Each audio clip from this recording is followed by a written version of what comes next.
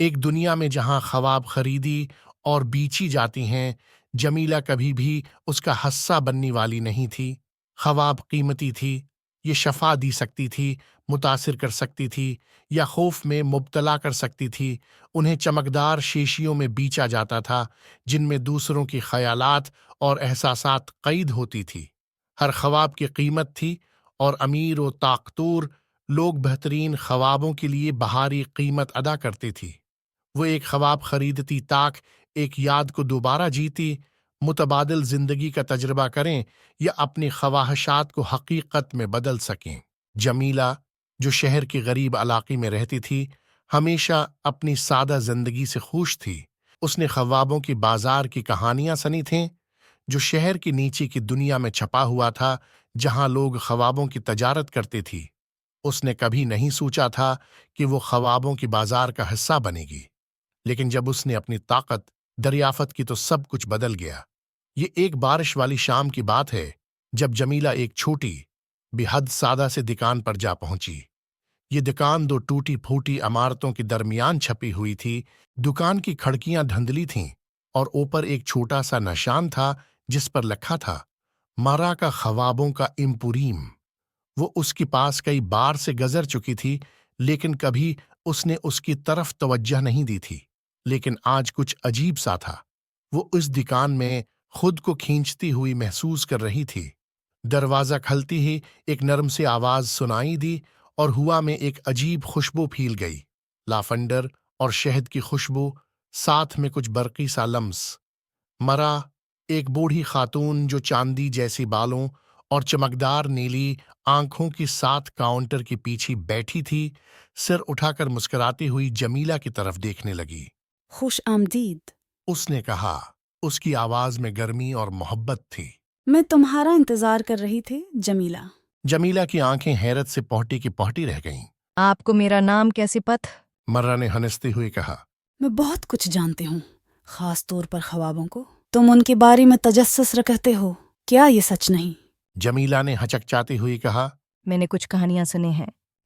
کہانیاں، مگر خواب صرف کہانیاں نہیں ہوتی پیارے، وہ طاقت ہیں، اور تمہیں ایک خاص تحفہ ملا ہے، ایک نادر تحفہ۔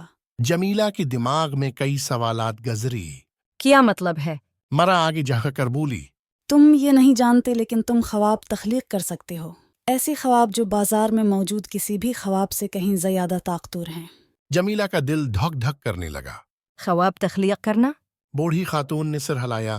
ہاں، تم انہیں اپنی تخلیق سے چن سکتے ہو، انہیں اپنی جذبات سے شکل دے سکتے ہو، اور انہیں حقیقت بنا سکتے ہو۔ لوگ خوابوں کے لیے بھاری قیمتیں دیتے ہیں جمیلہ، اور تم انہیں وہ کچھ دے سکتے ہو جو کوئی اور نہیں دے سکتا۔ جمیلہ حیرانی سے سر ہلا رہی تھی۔ مگر میں تو نہیں جانتی کہ ایسا کیسے کیا جائے۔ تم سیکھو گے، مرہ نے کہا۔ اس کی آواز میں پختہ یقین تھا۔ مگر تمہیں اپنی طاقت کا خطرہ بھی سمجھنا ہوگا۔ کچھ لوگ، طاقتور لوگ، تمہاری اس خاصیت کو قابو کرنے کے لیے کچھ بھی کر سکتے ہیں۔ وہ تمہارے خوابوں کو اپنے مفاد کے لیے استعمال کرنا چاہتے ہیں۔ جمیلہ کی نظریں تشویش سے پھیل گئیں۔ کون چاہے گا کہ وہ مجھے قابو کرے؟ جمیلہ یہ سب سن کر تذبذب میں پڑ گئی۔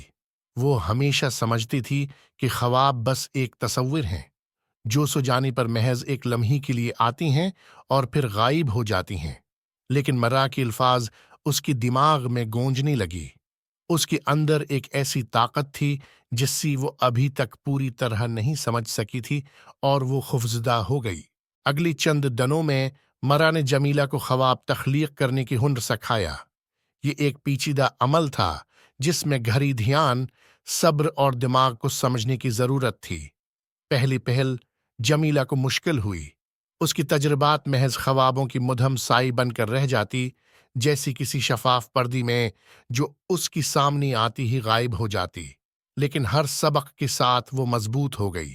وہ اپنی ذاتی شعور میں جھانک کر اس سے خیالات، تصاویر اور احساسات نکالنے کی مہارت حاصل کرتے گئی۔ آہستہ آہستہ اس نے اپنے خوابوں کو زیادہ بہتر طریقے سے تشکیل دینا شروع کیا۔ ایک رات جب وہ اپنی چھوٹی سے کمرے میں بیٹھی تھی اور گہری توجہ سے کوشش کر رہی تھی، اس نے پہلا خواب تخلیق کیا۔ ایک خوبصورت سنہری میدان जिस में रंग बरंगी फूल कली हुई थी और हल्की हुआ चल रही थी, जिसमें मटी की खुशबू थी। वो हैरत से उस मंजर को देख रही थी जब ख्वाब ने उसकी आंखों के सामने हकीकत का रूप धार लिया। रंग इतनी वाजिह थी कि जैसी वो उस मैदान में वाकई खड़ी हो, मगर जैसी ही उसने आंखें खोलें वो ख्वाब गायब हो गया और वो होंठों पर हिंसी रोकती हुई सांसें लेने लगी। उसने ये कर दिखाया था, उसने ख्वाब तख्लीक किया था, मगर ये बात ज्यादा देर तक पोशीदा न रही। जमीला की उस ताकत के बारे में बाजार में अफवाहें फैल गईं। एक नौजवान लड़की जो ख्वाबों को तख्लीक कर सकती थी, वो भी ऐसी ख्वाब जो बाजार में मिलने वाली किसी ख्वाब से ज्यादा ताकतवर थी। जैसी है ये अफवाहें फैलें, ख्वाब की दलालों की नजर जमीला पर पड़ी। एक शाम जब जमीला मरा की दुकान से बाहर निकल रही थी, उसने महसूस किया कि कोई उसका पीछा कर रहा है। वो एक गली में मड़ी और वहां एक सियाह लबास में मलबूस शख्स खड़ा था, जिसका चेहरा सियाह मासिक से ढका हुआ था। उसकी आवाज नरम और जादुई थी, जैसी वो किसी जाल में पहानसना चाहता हो। तुम्हारा एक तोहफा है, नौजवान लड़की। इस शख्स ने कहा, करीब आती हुई। एक नादिर तोहफा। ख्वाब के दलाल तुम्हें एक पेशकश करना चाहते हैं। जमीला का दिल धड़कने लगा। वो जानती थी कि ख्वाब के दलाल कितनी भी रहम होते हैं और वो किसी भी तौर पर अपनी ताकत को काबू नहीं करने देंगे। मुझे तुम्हारी पेशकश की जरूरत नहीं। शख्स उनके चेहरे पर सर्द मुस्कुराहट आई। तुम्हारे पास कोई इंतखाब नहीं है। हमारे साथ आओ, हम तुम्हें दौलत, ताकत दे सकती हैं, जो चाहो। हम सिर्फ ये चाहते हैं कि तुम हमारे लिए ख्वाब तख्लीक करो। तुम महफूज रहोगी। जमीला ने सुर को अनकार में हिलाया, पीछे हटती हुई कहा, मैं तुम्हारी तजारत का हिस्सा नहीं बनना चाहते। शख्स की आंखें तंग हो गईं और उसने एक कदम आगे बढ़ाया। तुम इस फैसले पर पछताओगे जमीला। तुम्हारी तरह का तोहफा आम नहीं होता, लेकिन हम उसे काबू करने के लिए तैयार हैं। ऐसा मत होने दो। इससे पहले कि जमीला कुछ कर पाती, वो शख्स गायब हो गया रात की तारीकी में। ये मुलाकात जमीला को हला कर रख गई, लेकिन उसने उसमें एक नई ताकत भी महसूस की। वो अब अपना फैसला कर चुकी थी। वो किसी को अपनी ताकत को काबू करने नहीं देगी। मुरा ने एक रात इसी खबरदार किया। तुम्हारी ताकत बहुत बड़ी है जमीला, तुम उससे दुनिया को बदल सकती हो, मगर तुम्हें महतात रहना होगा। ख्वाब नासिक होते हैं, अगर तुम उनके साथ खेलने की कोशिश करोगी तो वो बिखर जाएंगे और इसका नतीजा बहुत भयानक हो सकता है। जमीला का दिल तेज तेज धड़क रहा था। वो अब ये समझ गई थी कि उसके ख्वाब सिर्फ तसव्वुर नहीं थे, ये हकीकत भी बन सकते थे। मगर उसके साथ एक कीमत भी थी। अब उसे एक इंतखाब करना था। क्या वो ख्वाब के दिलालों की ताकत के आगे सर झुकाएगी या अपनी आज़ादी के लिए लड़ेगी? ख्वाबों का बाजार इसकी ताकत के सामने बेबस होने वाला था।